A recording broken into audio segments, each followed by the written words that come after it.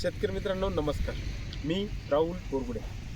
आज आपण आलेलो आहोत कळवण तालुक्यामध्ये, कळवण तालुक्यातील शेजारी परिसर आहे. तर येथे प्रामुख्याने मोठ्या प्रमाणात जे पीक घेतलं जातं ते पीक म्हणजे तुमचं मिरची आणि टोमॅटोचं पीक घेतलं जातं. मिरची पिकाची लागवड ही आता सध्या तरी लागवड चालू झालेली आहे. हा महिन्याच्या अखेर आणि पुढच्या महिन्यात बऱ्यापैकी चांगली लागवड होईल मिरचीची. तर मिरची पिकाला सर्वात पहिले थोडी थंडीचं प्रमाण जास्त असल्यामुळे सुरुवातीच्या कालावधीमध्ये चांगला पिकअप घेण्यासाठी किंवा चांगली झाडांची ग्रोथ घेण्यासाठी आपल्याला सुरुवातीला जी एक आळवणी आहे ती आळवणी अशी करायची आहे का आता या मिरची पिकाला फुटवा होण्यास सुरुवात होते.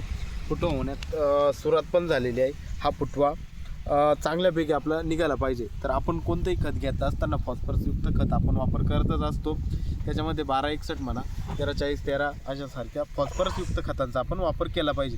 पण ते वापर करत असताना आपण मायक्रोरायझा म्हणजेच आपलं व्हॅम HD नावाने येणारा IPLचा मायक्रोरायझा हा एकत्र कॉम्बिनेशनमध्ये वापरलास तर आपला जी झाडांनी मुळी सोडलेली आहे तिला तंतुमुळांची वाढ ही झपाट्याने होऊन तुमचा जो फुटवा निघणार आहे फॉस्फरस आणि तसंच फॉस्फरसचं मुख्य साधन जास्तीत जास्त फॉस्फरस वाढवणारा म्हणजे मायक्रोरायझा सगळ्यात जास्त तुम्हाला फॉस्फरस हा झाडाला मिळून देतो.